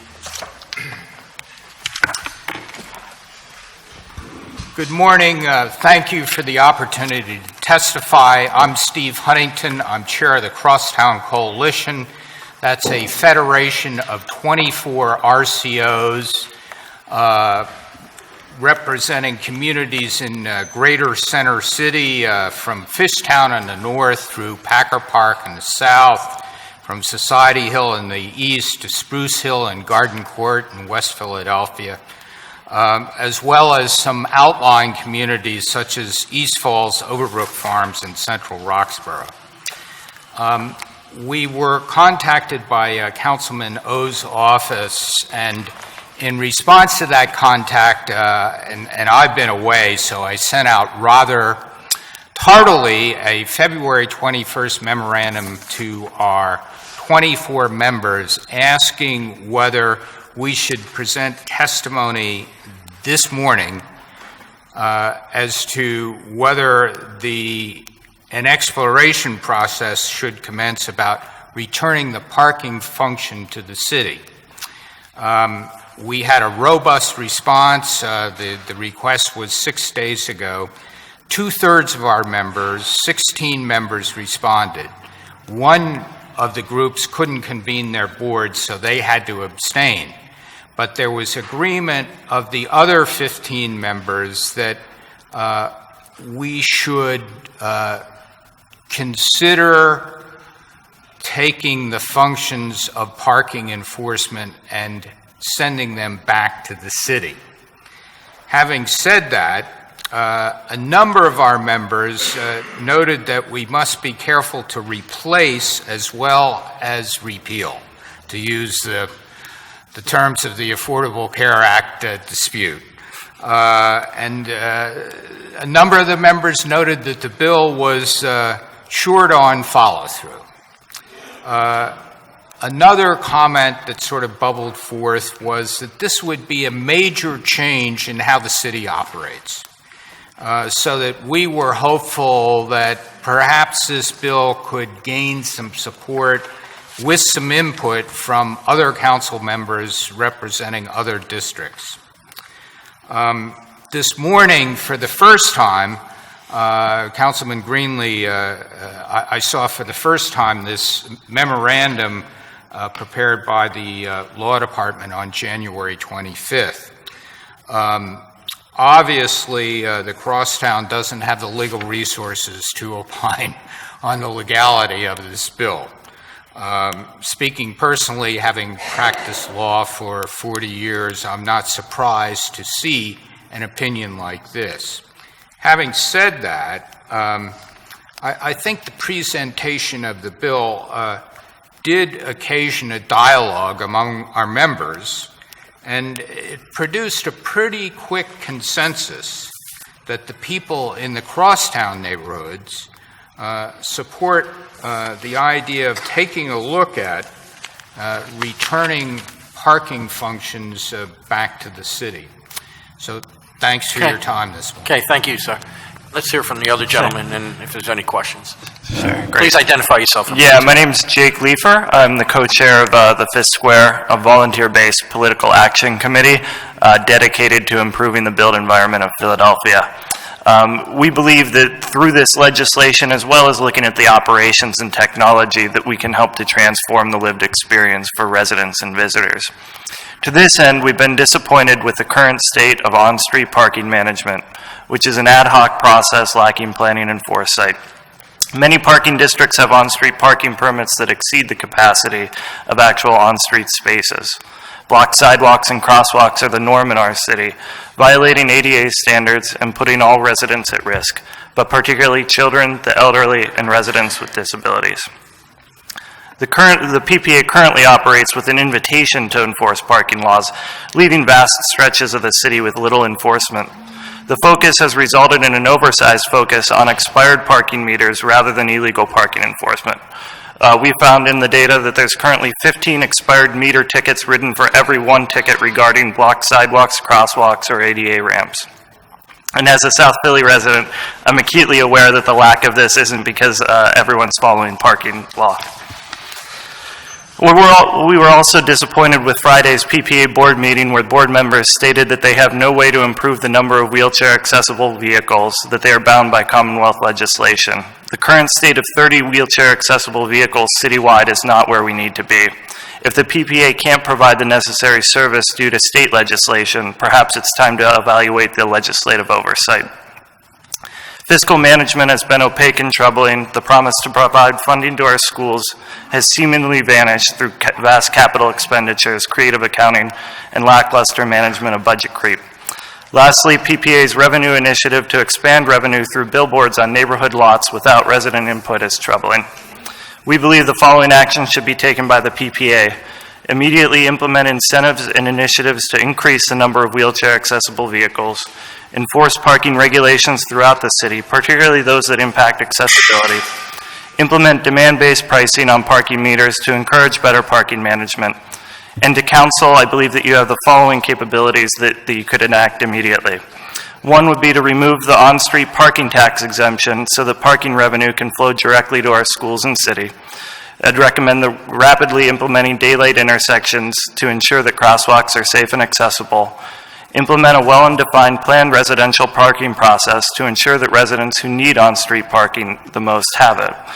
And to require RCO approval prior to any municipal billboard being permitted in our neighborhoods, and removing any barriers to enforcing parking regulations that may prioritize relationships or political reasons over resident accessibility. Thank you. Thank you. First of all, before I ask any questions, no one else here to testify on this bill? Okay. Any questions? No? Okay. Thank you both very much. Councilman, you want to make a statement? Councilman O? Yes, thank you very much. Unfortunately for the public, this issue seems to stem mostly on a legal interpretation, and law is so very confusing and boring. I have tried to lay out with slides an explanation of the law in contradiction to the legal memorandum that was circulated and for which this city has basically proceeded for the last probably 12 years, if not longer. But that has become the state of the law. And so if you'll bear with me, I'd like to go through what I think is the accurate state of the law. Slide 1. The bill that I introduced is lawful and returns control of administering on-street parking system and other functions to the citizens of Philadelphia, as we just heard. Right now, they don't have that kind of input, and that is unique to Philadelphia. The bill does not dissolve the Philadelphia Parking Authority, and to be clear, I'm introducing an amended bill just to take that language out, because it doesn't matter if it's in or out, it's a state-created entity, and we cannot dissolve the Parking Authority, but there may be some confusion, so I'm introducing an amended bill that removes that language, an amendment to the bill. Thank you, Mr. Chairman. The bill provides Philadelphians the opportunity to take back control of this critical municipal function. Second slide. The city does have the legal authority. The city has the legal authority to take back the functions of administering on-street parking system from the parking authority. The administration's reliance through this legal memorandum on the Pennsylvania court decision, City of Philadelphia versus Schweiker, decided in 2004, and other various statutes afterwards by the General Assembly is misplaced. Next slide. The Pennsylvania Constitution, Article 3, Section 32, prohibits the General Assembly from enacting local laws or special legislation regulating the affairs of counties and cities. By the way, this section was never argued by the city in any of its cases. The City of Philadelphia versus Schweiker the Supreme Court stated that the city abandoned its claims under Article 3, Section 32, and therefore they were not considered. Next slide.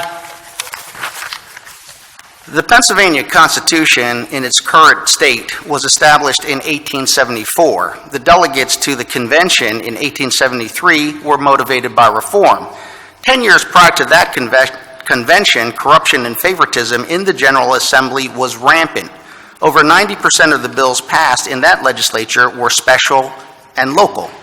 Reforms specifically addressed the General Assembly's interference in the affairs of municipalities. Distrust of the legislature is a hallmark of Pennsylvania's Constitution. Article 3 contains express procedural and substantive limitations on the General Assembly's powers. This contradicts the idea in the legal memorandum that the city is a creature of the General Assembly and therefore subject to what the General Assembly does. That's not true. Local control, the ability, are we on the next slide? I'm sorry. That should say Article 3, Section 32? Yes.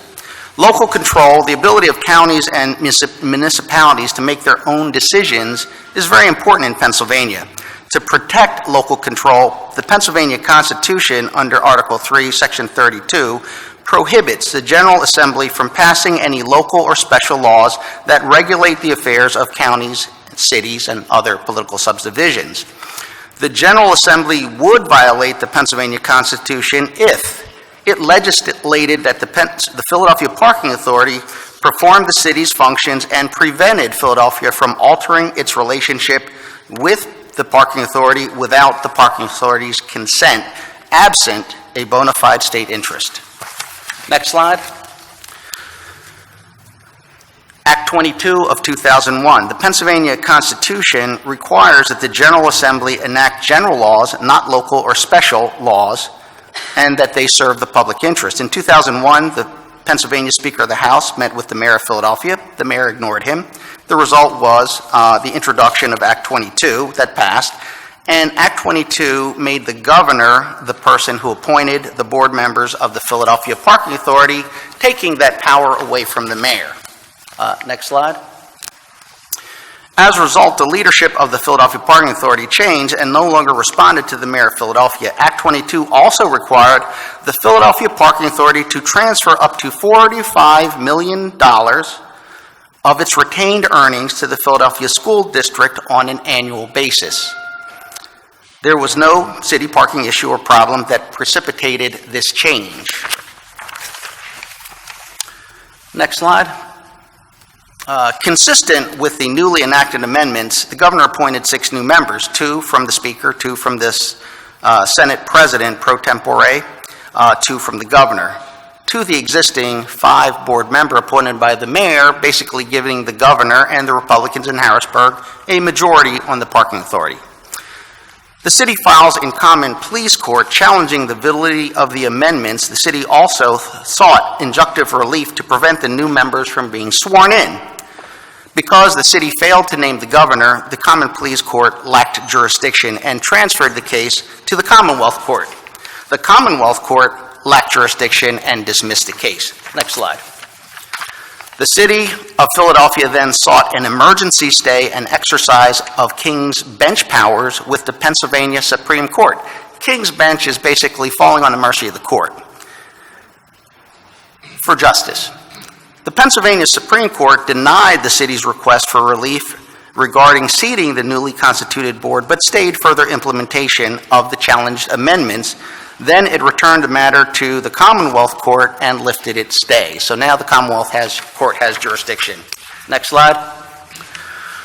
The city files an amends it complaint, and files before the Commonwealth Court making the following allegations. It states that the General Assembly's amendments impermissibly and unconstitutionally infringe on the city's home rule charter and corresponding ordinances. It says the amendments violate the legislative pledge not to alter or limit any rights of PPA until all bonds have been fully bent and discharged. The city relied on this pledge in dealing with the PPA. It also stated that singling out the PPA basically is special legislation without substantial, valid, or rational basis. Next, it says that special or local amendments were passed without constitutionally required published notice. Then it claims that the amendments unconstitutionally delegate municipal functions to a special commission. And finally, that the amendments were passed in a bill which violated Pennsylvania's Constitution's single subject rule. Basically, the bill dealt with the city and the parking authority, and all these claims were dismissed for a number of reasons that were explained by the court. Next slide. In response to the city's amended complaint, the Commonwealth and the Philadelphia Parking Authority filed preliminary objections. A full panel of the Commonwealth Court granted their preliminary objections and dismissed the city's complaint. The city then files to the Pennsylvania Supreme Court. Next slide. The Pennsylvania Supreme Court affirms the order of the Commonwealth Court dismissing the city's case.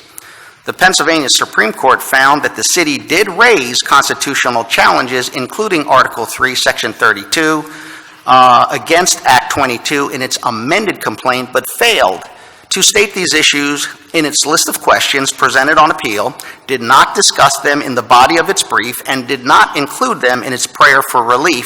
Therefore, the city abandoned these claims. Next slide. City of Philadelphia versus Schweiker is not on point, and it forms the basis of the Law Department's legal memo. The legal memorandum provided by the Law Department to City Council regarding the legal authority of Bill 160844 that we are hearing today relies heavily on City of Philadelphia versus Schweiker, where the Pennsylvania Supreme Court affirmed the Commonwealth's dismissal of the city's case. In Schweiker, the Pennsylvania Supreme Court found and specifically stated that the city had abandoned its claims under Article 3, Section 32.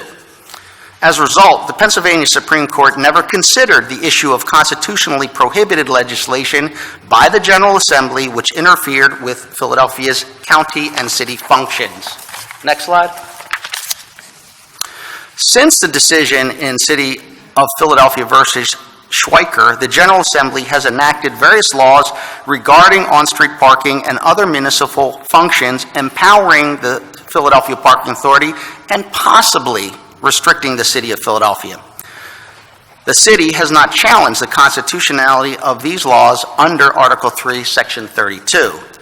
The Philadelphia Parking Authority is not accountable to the City of Philadelphia. It has a direct relationship with the General Assembly. Through the General Assembly, the Philadelphia Parking Authority has obtained additional duties within our city that generates funds which are not known to city officials. These funds are collected by PPA and placed in non-city accounts and used outside the City of Philadelphia.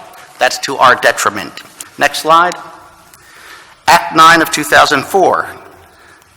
Act 9 extended the Philadelphia Parking Authority's administration of cities on-street parking for an additional 10 years after the 1994 agreement between the city and the parking authority expired. So the City of Philadelphia had an agreement with the parking authority, and legislatively, the General Assembly extended it till 2004 without the city's consent. Annual transfers from the Philadelphia Parking Authority to the city would be $25 million of net on-street parking revenue and the excess to Philadelphia School District.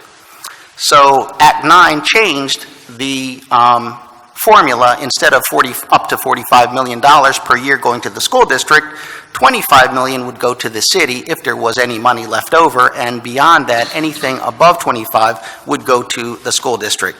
By the way, this provision expired on March 31st, 2014. The Law Department memorandum advises that the city cannot release its agreement with PPA without PPA's consent, the Philadelphia Parking Authority.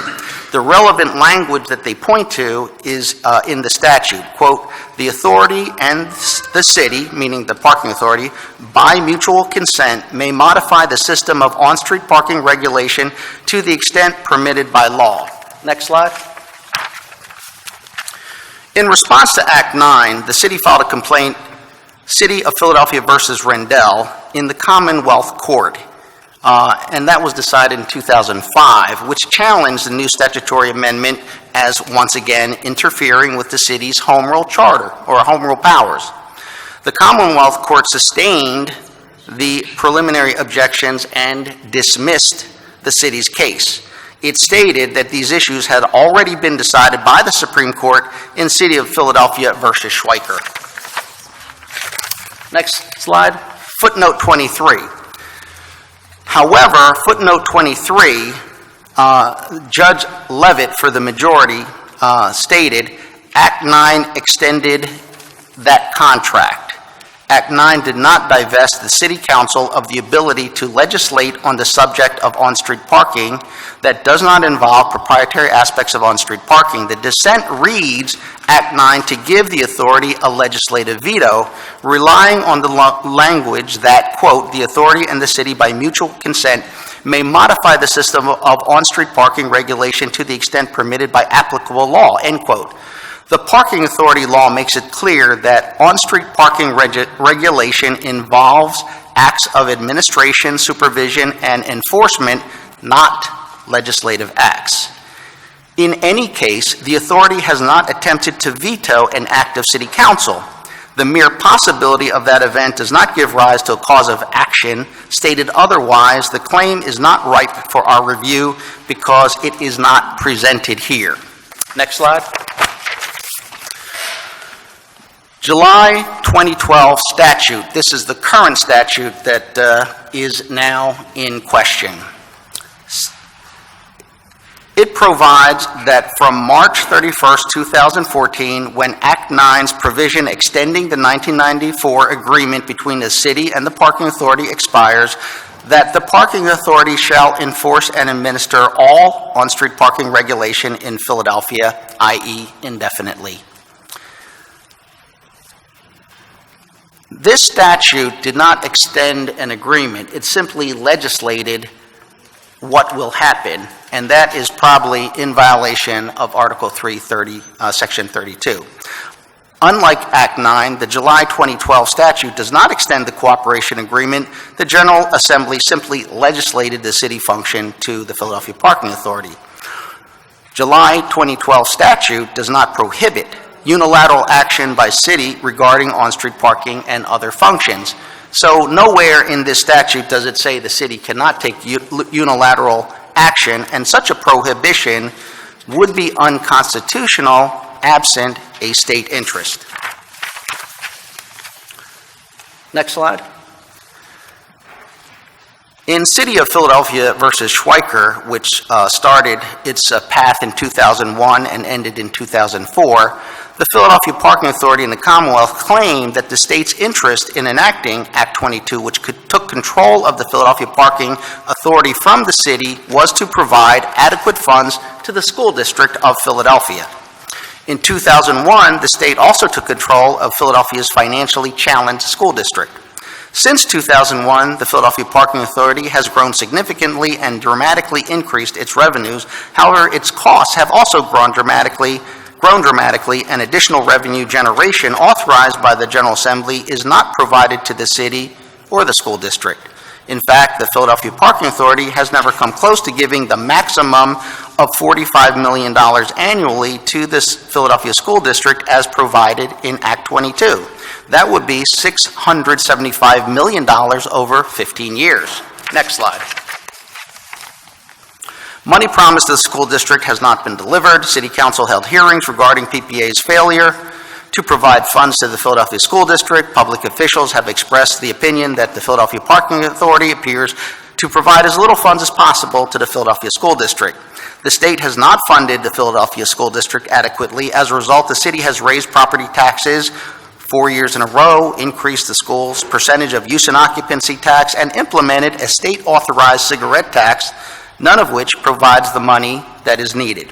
Today, the state-controlled Philadelphia School District is far worse off than it was in 2001, with even greater fiscal problems ahead and no expectation that the state will adequately fund it. Next slide. Article 3, Section 32 prohibits the General Assembly from enacting local or special laws. The July 2012 statute would be unconstitutional if it prohibits the City of Philadelphia from regulating its on-street parking and related functions.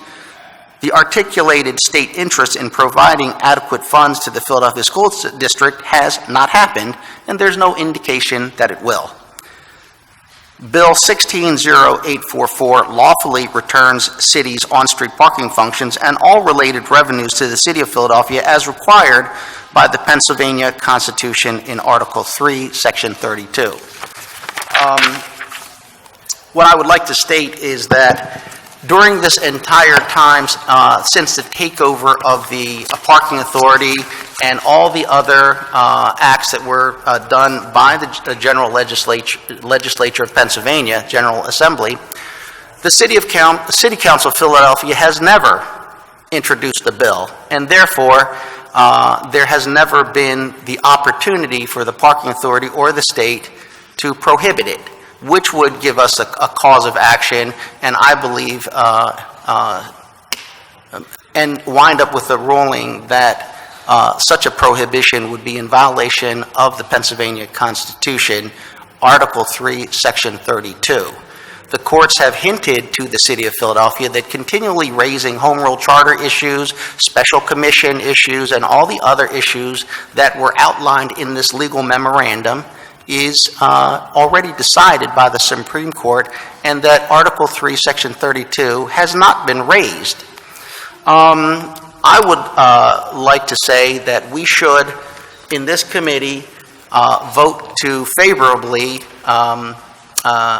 vote this bill out of committee, and that way we will be able to begin this process in motion. As was testified, we then have some choices to consider, which is nowhere near today. The first thing is we can renegotiate or actually negotiate an agreement between the city and the Philadelphia Parking Authority, because today there is no agreement.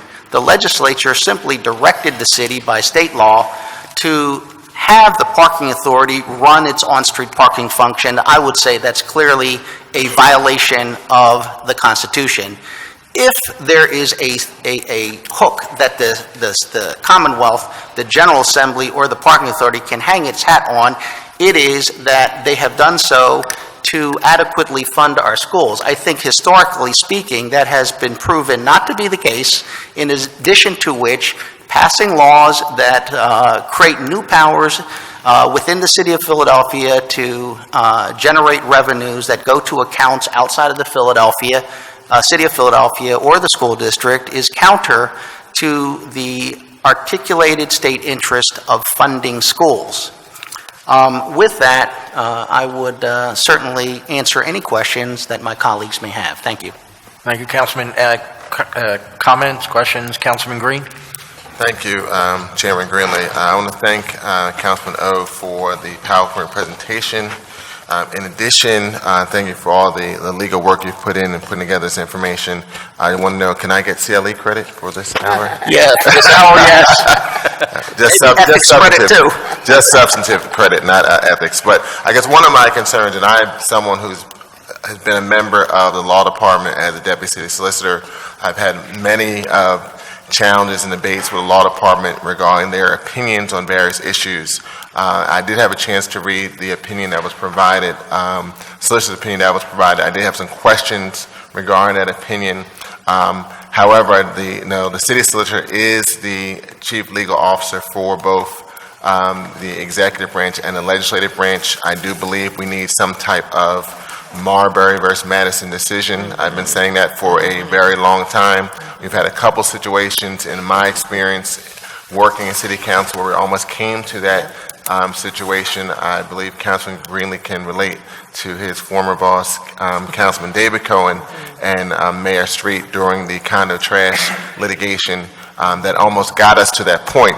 However, I would like to hear some perspective from the law department before I be able to vote on this bill. I am definitely concerned with a number of activities that have happened at the Commonwealth level, especially more recently regarding both the wage equity bill and the sick pay legislation, which are also pieces of legislation that Councilman Greenlee sponsored was able to get passed.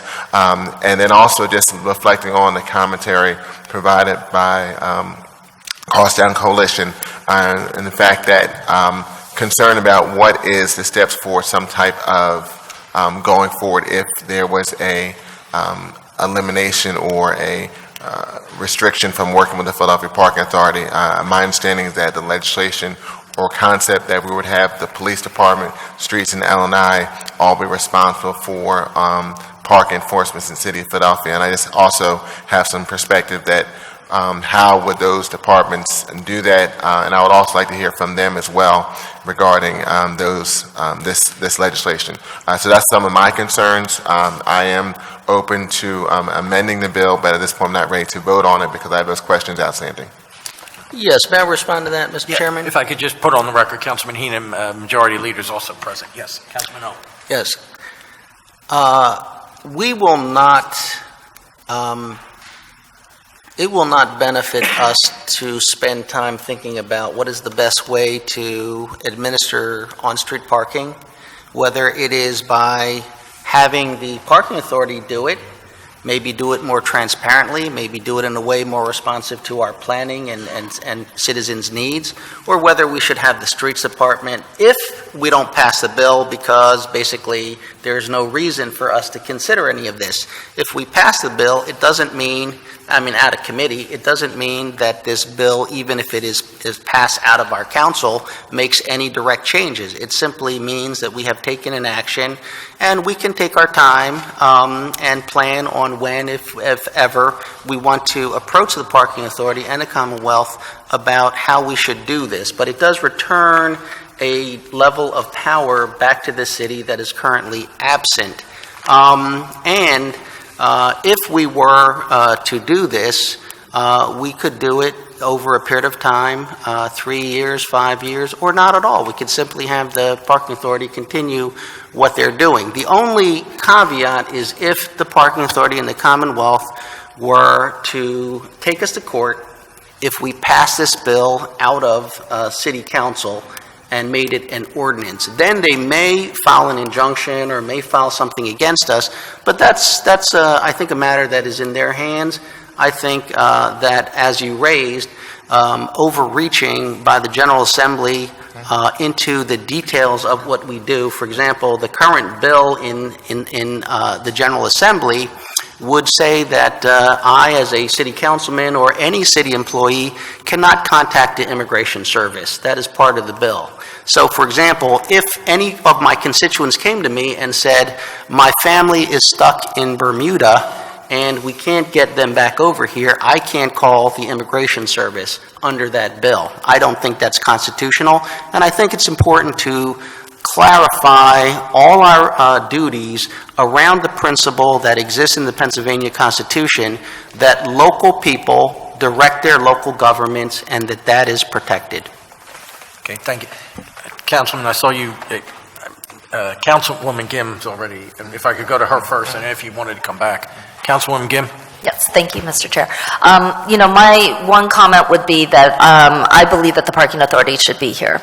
I feel like any entity, whether or not they agree with the substance or the claim that is made before them, should show up before City Council as an act of respect for the council's relationship, that they should be present to answer any questions that we may have, that the sponsor of the bill is one of 6 members of City Council who are here today, and that there are 5 other members who are also interested in potentially asking questions. But I really did not feel that it was appropriate for the parking authority simply to opt out of something that they did not feel like they particularly wanted to be part of. And I hope that we can send a clear message to the parking authority that, especially with the new leadership that is in place, that we would like to see a more collaborative opportunity to talk, and especially probably when we disagree.